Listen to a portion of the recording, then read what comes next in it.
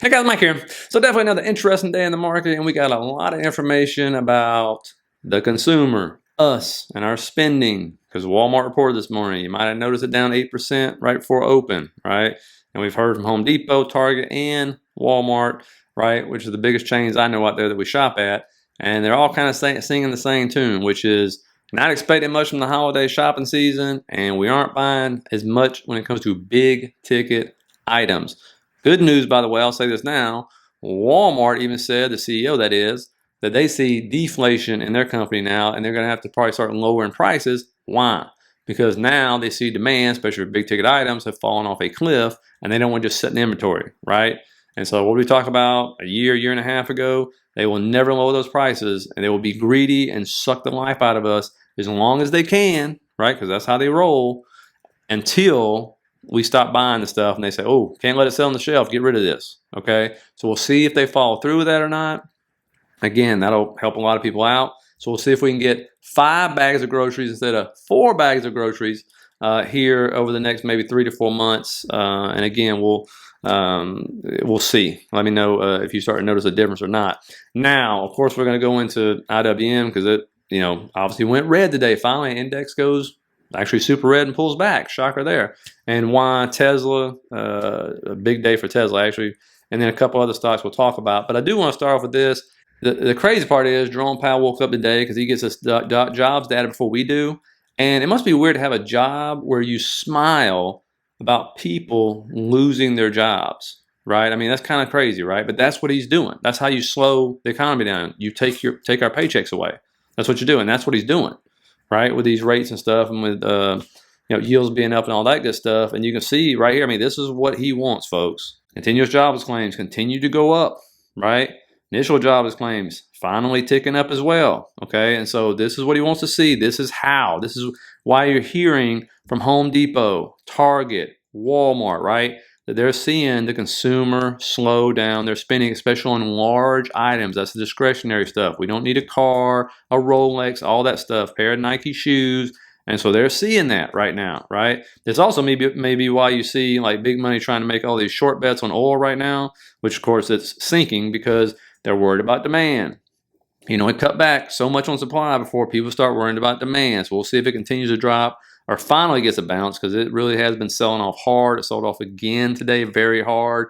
But the one thing that keeps everybody afloat, you got to keep in mind, man, is the wage growth. I know it is slowing, right? And it's really slowing on the more bottom scale people, right? But it's slowing. But look at this. This right here was like 2015 to 2020, actually, excuse me. You can see that was normal wage growth right there, 3 to 4. We're still over 5 right now. And so if you look back and go back even farther, you can see to be this high, that it's just like, it's historical, right? That we've actually been that high. And so people are making more money than they most likely have ever made in their life at a lot of these jobs, right? And so you just got to keep it in context. We always say keep things in context. I mean, that's the 90s. You got to go back to the 90s, right? Where you're getting 3 to 5% raises. You're lucky if you get 1% now. And so, and you also got to keep this in mind. And before we continue, guys, please hit that like button there at the bottom. Give it a thumbs up. Helps people find the video. And if you like this kind of content, think about subscribing. I appreciate all you guys' support. That again, the economy is not the market, and the market is not the economy. We have proven it time and time again. Just go back and pull up any chart. I don't care what you're talking about. And there's an indicator in TradingView. It says recessions. Pull it up. It'll put on the recessions on the chart for you. Watch what the big money funds, hedge funds, all these quant funds, watch what they have done going into every recession. And you can pull up, I've done it myself, you can pull up the interest rates, you can pull up the new orders out of ISM, you can pull up the unemployment rate, all this stuff, all what was going to heck in a handbasket. Yet what they did was, and again, don't always have to be this way, but it was almost every single recession before this, they run the market up as high as they can get it. And while numbers are getting bad, consumer spending is down, all this stuff is just tanking, right?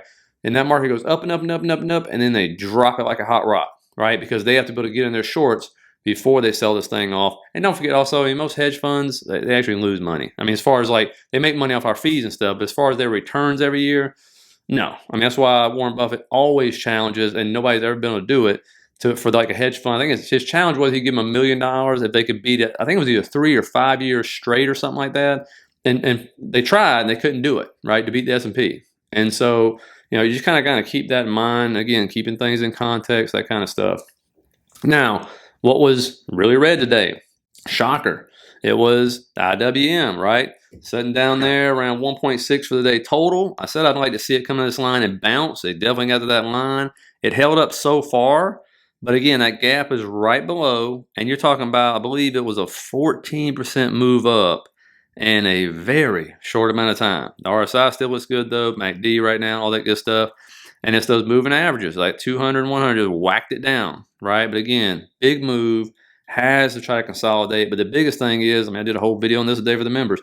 Is the rotation real, or is big money, not retail, going to start going more into the small caps because they've just been hammered and they're betting on this Fed pause and yields to keep dropping and all that stuff, which should improve it. Again, a lot of these companies on this index here are garbage. It's like a third of them hadn't seen a profit in like 3 years or something, right? And they've lost most of them have lost all their gains that they got in 2020. But it is what it is, right? Now this trend line I'll put here because there is a good chance we fall down to this trend line. That's what I would think. But again, we'll see if that's what the case is and drop below that dotted line. But again, the 50s right below it, that should be support. But it would make sense to come down, fill this gap if you're looking for a bigger move up. And then bounce off that trend line right there, which, I don't know, I guess it goes around 170, 171, somewhere in there. And so we'll see. I'm not surprised to see it because we talked about this market is way overstretched. I'm surprised the S&P and the Qs were actually finished green today. It's amazing how well they're holding up, right? And as we talked about, if you're going to see weakness, this is it right here. Expiration, OPEX, all these options, right? This is when if you're going to see it, this is when you're going to see it, especially after an enormous run up, right? And I'm actually going to spend Saturday's video talking about something that nobody really talks about. And so I'm going to, because some people get kind of shocked when they see these gaps and all this stuff. And I'm going to talk about that and thrust in the market, all this stuff on Saturday's video to try to explain something because it can be really confusing, all right? And I'll get into that later. Now, Tesla, obviously, red day, got rejected. 146 was at top. And what'd you see? It was the #1 in bearish flow. Wasn't even a lot. But the thing you don't see call flow. And I've never seen Tesla have a great day without a lot of call flow or some great news, all right? When you go back to this, you can see you got that 200, you got the gap, you got support. Again, if we look down here, that move, 20% in 5 days is a big move. And this was the laggard, right? So you got profit taking like crazy. A lot of people were taking it 246, 245. Okay, so just keep that in mind as well. And then we pull up the volume profile and you can see where your support's at, right? And so if it falls down into that gap, which is basically almost right there at that volume gap, you could absolutely see it fill that RTH gap, a regular trading hours gap, when it gapped up the other day. And personally, I'd love to see it bounce off the 200, but that makes it even more bullish. But what do you see? You got higher lows. There's a trend line there right there for you if you need that, and higher highs, right? So you're still in this bullish move back up. It's just been a huge, fast move. And by the way, I am not a marketing person, but please watch this and tell me, would this make you want to buy a Tesla? Honestly, just be honest. The only car maker in the world that has a fleet of well over 1 million cars on the road, fully instrumented from a sensing perspective. We can know exactly where the seat is. We can know where the steering wheel is. We know when the airbag deployed exactly to the millisecond. We have more data now than we've ever had before. We can understand real exposure, and then we can design our vehicles for that exposure. And supposedly that's their first ad they're trying on YouTube, I guess. And I'm like, again, I got A's in marketing, but I'm not good at it. I'm not good at selling things and all this good stuff. But that does not make me want to go out and buy a Tesla. And the one thing, I'll elaborate this on some other time, but honestly, to keep it short, Elon Musk, I've worked for companies like this. I don't know if you've done this before, where they go, our product is so good, people will buy it anyway. That may be good for a while, but I promise you, Elon, if you're out there, it's not true. You're going to get to a point where you have a product, you're going to have to convince people like me, not me and my wife, we're open-minded, but a lot of people we know, and a lot of people that are just on the traditional cars, gas-guzzling cars, right, to switch over. That ain't the one to do it. You're not going to attract people with that. That's not going to be a good Super Bowl ad. Seriously, you got to come up with a way to actually market it. All right, that's not the one to me, in my personal opinion. Please let me know what you think in the comments. There's no way that would make me want to go buy a Tesla. And my wife and I are very open-minded about buying an EV, by the way. But yes, I mean, no. I've showed that around to some friends. I sent it to them, said, what do you think? They just laugh. They go, good God, no. Not going to convince me. Because you literally have to convince people to switch over from what they know to something new. That's even harder. It's not like switching over from, I mean, think how hard Pepsi tried to get people to switch from Coke. You know how hard that was? And a lot of people wouldn't do it. They're like, nope, I always drunk Coke. All right, and so again, I know some people don't think that makes sense, but I'm telling you, like, if there's any marketing expert out there, please back me up, or at least let me know I'm wrong. I don't care either way, but let me know in the comments. Now, Microsoft, very simple. Another new all-time high for it. This thing just keeps roaring, man. I mean, just look at it. The 50's crossing 100 right now. So that's a nice bullish cross for it, but it just keeps moving up and up and up.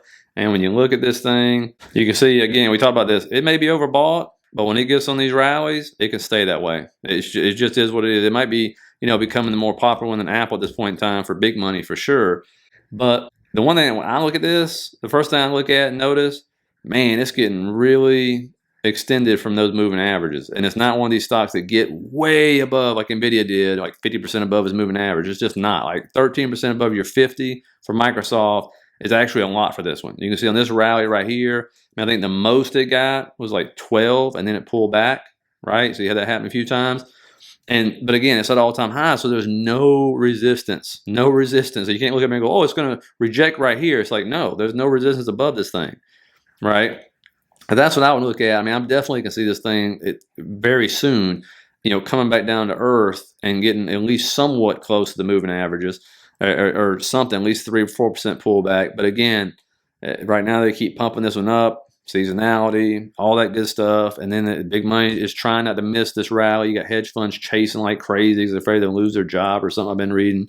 So that's a whole nother mess. But, you look at Apple. Again, look at how Apple's moving. I mean, it just keeps on popping up, popping up. And now that we got past, we're right there at September level. Like, it's tweaked right above it. And now you're going to be looking at, what is that, July or August 1st high right there. That's going to be the next one, right? I mean, that's basically what we're looking at right now. So, approaching overbought, but you look to the left, they can just stay up there if it keeps on this rally and money keep piling into these two stocks, because that's the safe way to go. And I'll show you tomorrow why that is. They can keep going. I mean, I think it needs a pullback for sure. What do you think? Now, AMD, what I'm looking at this one, this has been a great mover. I'm looking at it to hit that trend line around 123 to see how it reacts. I'm looking at the MACD. It was like almost a rollover. RSI looks like it's kind of getting this almost like a topping pattern you've seen in the past right here multiple times because it's had a huge run. I mean, that's a terrible one. Hold on. There you go. Just an enormous, enormous run. And I swear one of our members continues to make like just obscene amounts of money on his AMD. He knows AMD like the back of his hand. Right, but you just look at that. I mean, it's very impressive. Very impressive. You know what's even more impressive about this, though? If you go to the hourly chart, what do you not see on the hourly chart? You don't see gaps. And that's what's more impressive. Now, BABA, disaster, dropped on earnings like we talked about. It's all about the earnings. Fell back below that trend line. Fell back into the support level, the 78, 79 area, which seemed to kind of save it today, but once again, and it's not just BABA. Look, it's not just BABA. I mean, this chart's a hot mess. It's a Chinese stock, and I'm sorry, but you look at all the Chinese stocks, you look at them, just getting nuked, and it's just the way it is now. Of course, they got nuked because they said they're going to change plans as far as, and they were going to be rolling off these different segments and everything. They're basically pausing that because they can't get enough money for it right now, which makes sense, but the market didn't want to hear that, right? And so, and of course with China, man, Look at this. This came out today. This is through October. This is their housing sector, which makes up 70% of their wealth. I mean, look at that. That is horrible. Horrible. I mean, they're trying their best. I mean, when you see their president flying over here or wherever he was to meet, our president, like, they're desperate because ain't no way he wanted to meet our president. But they know that they're in trouble and they're trying everything to try to get the numbers up. And some of it was up, if you believe the numbers, right? Some of the numbers were up. They look better or whatever. But the stocks, some of them are responding. Most of them are not responding. And so, it just is what it is. I think what it is, smart money is like, there's plenty of places we can invest besides there right now until they get this whole thing worked out somehow. I don't know how you fix, again, their real estate business. I don't know how you fix that. I mean, I don't know what you do with that because it's terrible, right? And if they were a democratic country, it would be like an '08 issue right now where banks would literally be going under, but because they completely control the banking system, it's all just masked at this point in time. So, and again, like I said, if their president being our president, that took a lot of pride being swallowed, let me tell you. And so, they're just desperate to say, come on, please send money back over here, and come on, businesses come back in, which it might happen, but you just gotta kind of wait it out, right? If you're in those stocks and see if some of them, will come back or whatever, but it is what it is. So, let me know what you guys are doing in the market, how you like it and stuff. What do you think is going to happen tomorrow and then going into next week, more importantly, because remember, it's a holiday week, so it's a short week. And so it'll be interesting to see how the market's going to respond and stuff. You would think we would start getting some red days, or at least maybe more consolidation on the SPY and NASDAQ at least. Maybe not though. All right. So please hit that like and subscribe button. Really appreciate you guys. Want to join the membership? Feel free to hit the link down in the bottom. Listen to McDonald's combo, and I will see you tomorrow. Have a good night.